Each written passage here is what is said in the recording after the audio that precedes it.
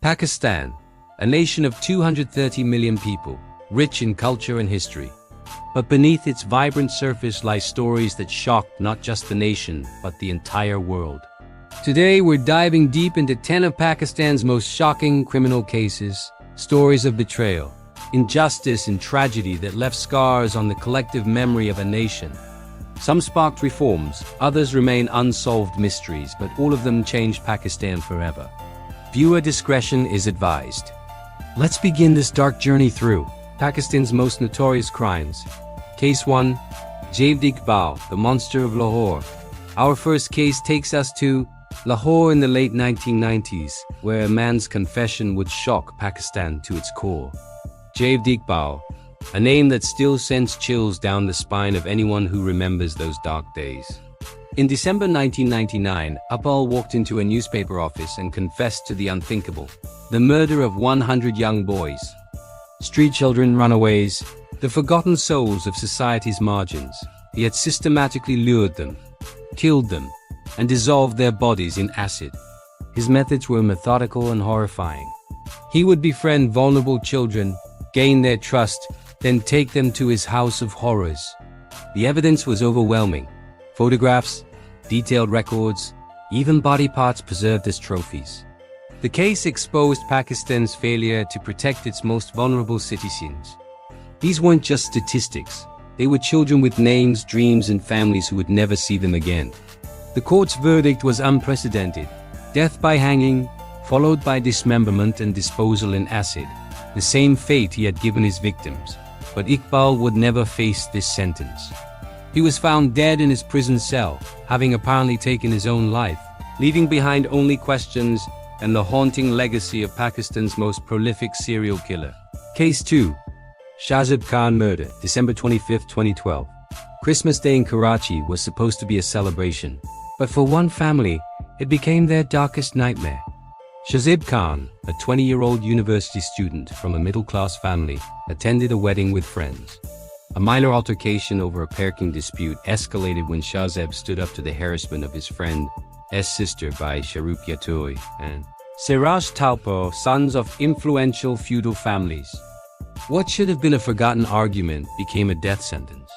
The elite youth, unable to tolerate being challenged by someone from a lower social class, hunted Shahzeb down. As he drove home that night, they opened fire on his car, killing him instantly. The murder sparked something unprecedented in Pakistan, a social media revolution. #JusticeForJaved trended nationally as thousands took to the streets. For the first time, Pakistan's youth stood united against a system that had always favored the wealthy and powerful. The case seemed like a victory when the killers were sentenced to death. But Pakistan's justice system had one more cruel twist. Using controversial blood money laws, the families obtained pardons and the killers walked free.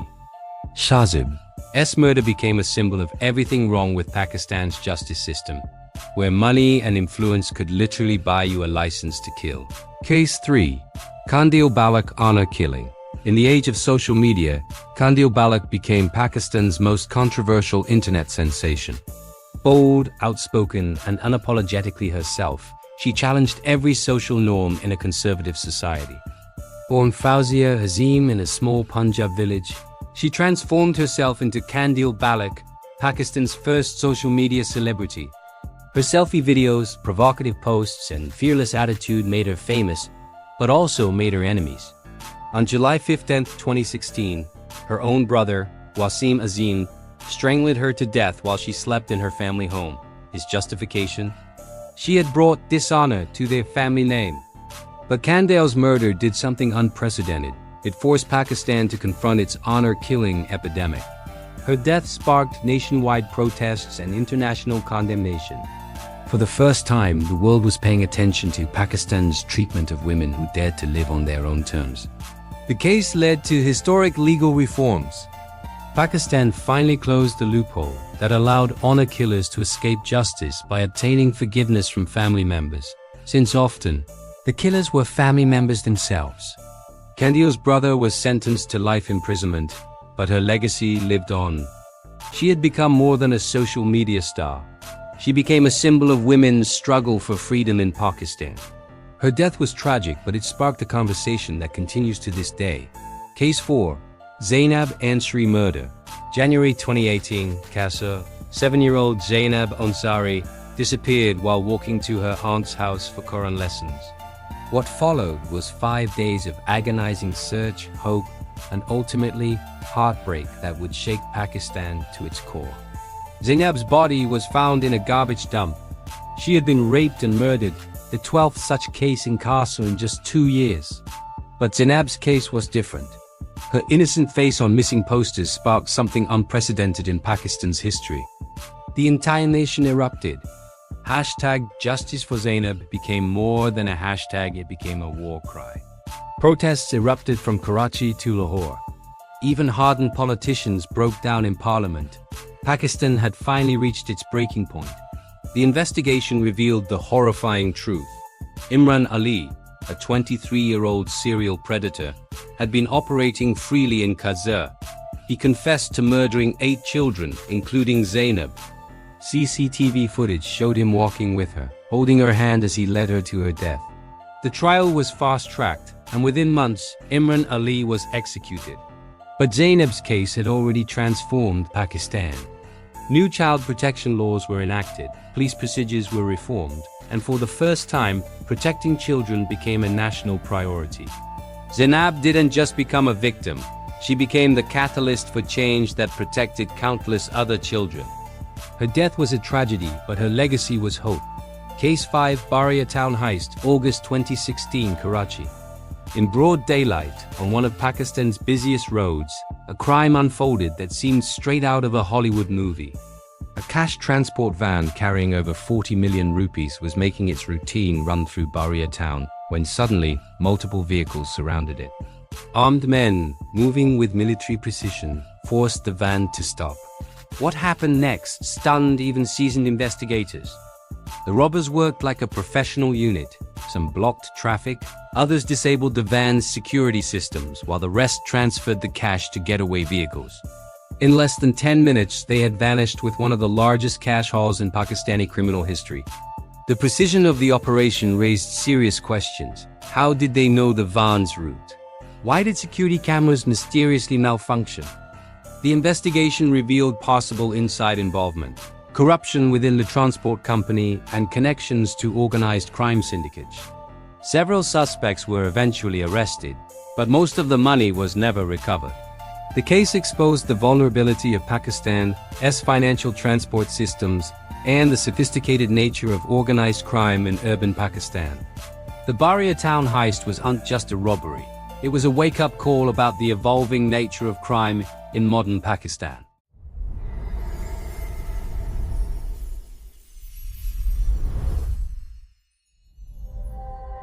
Case 6, Perween Rahman Assassination, March 13, 2013. Karachi lost one of its bravest voices when urban planner Perween Rahman was gunned down just meters from her office. Perween wasn't just an architect, she was a crusader for Pakistan's poor. For over 2 decades, she worked with the Orange Pilot Project, transforming Karachi's largest slum into a model community. She provided sanitation, healthcare, and hope to those society had forgotten. But Perween had made powerful enemies. Her research exposed illegal land grabbing by influential mafias, corrupt politicians, and criminal enterprises worth billions of rupees. She had documented how land grabbers were displacing poor communities and selling their homes to wealthy developers. The assassination was swift and professional. Gunmen on motorcycles ambushed her car, firing multiple shots before disappearing into Karachi's chaotic traffic. It was a message to anyone who dared challenge the land mafia's empire.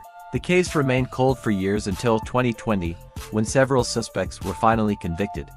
But many believe the real masterminds, the powerful figures who ordered her killing, remain untouched. Perween Rahman's murder highlighted a dark reality of Pakistan's urban centers. Those who fight for justice often pay the ultimate price.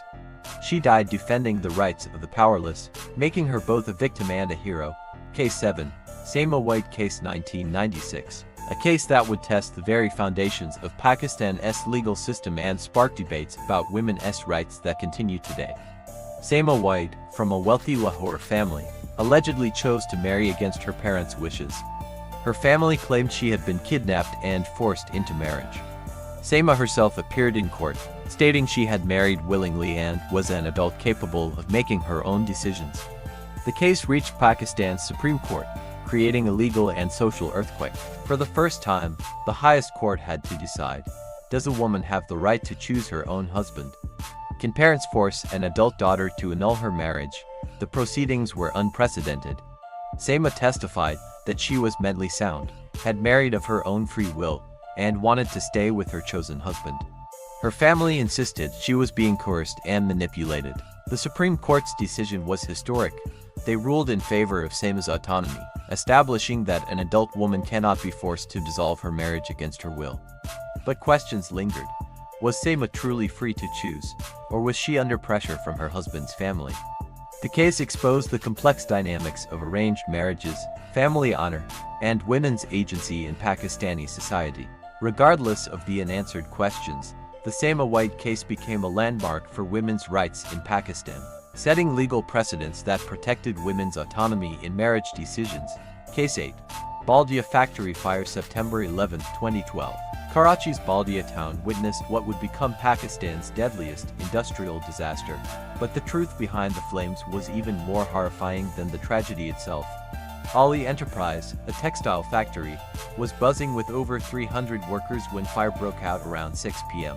Within minutes, the building became a death trap.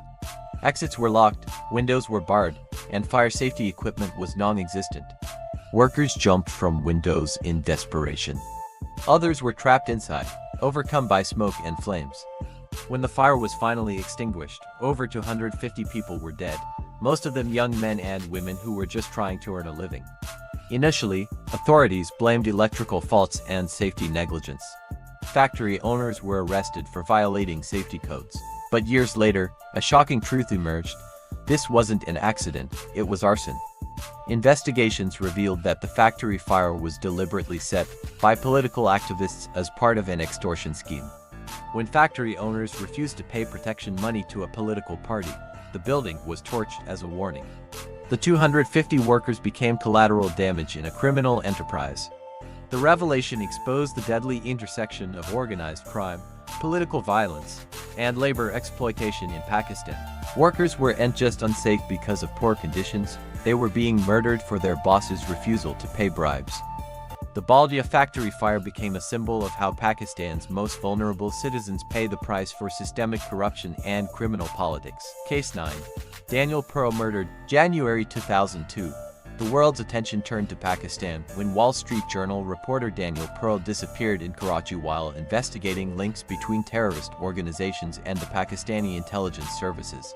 Pearl, an experienced journalist, was meeting with sources about Richard Reed, the failed shoe bomber, and connections between Al-Qaeda and Pakistani groups. On January 23, he left his hotel to meet a source and never returned. What followed was a horrific international incident that shocked the global media community.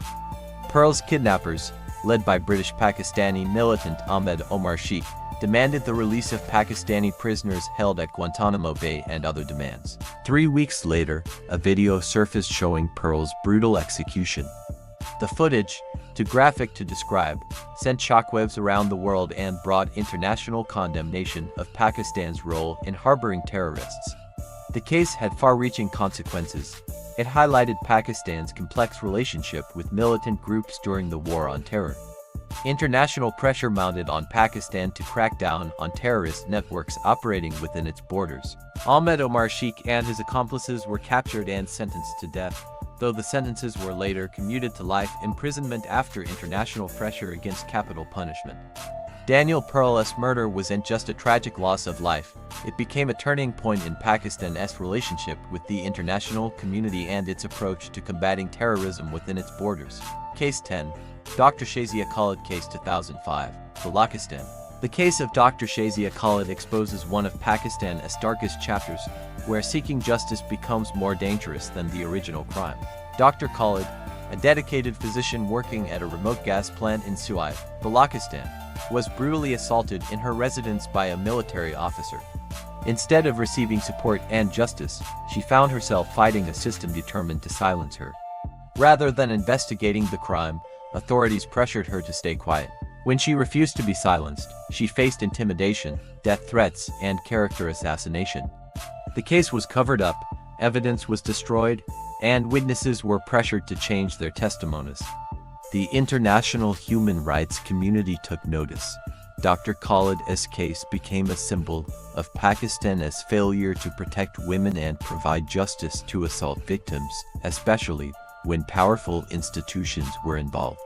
Eventually, fearing for her life, Dr. Khalid was forced to leave Pakistan. She sought asylum in Canada, but her fight for justice continued from exile.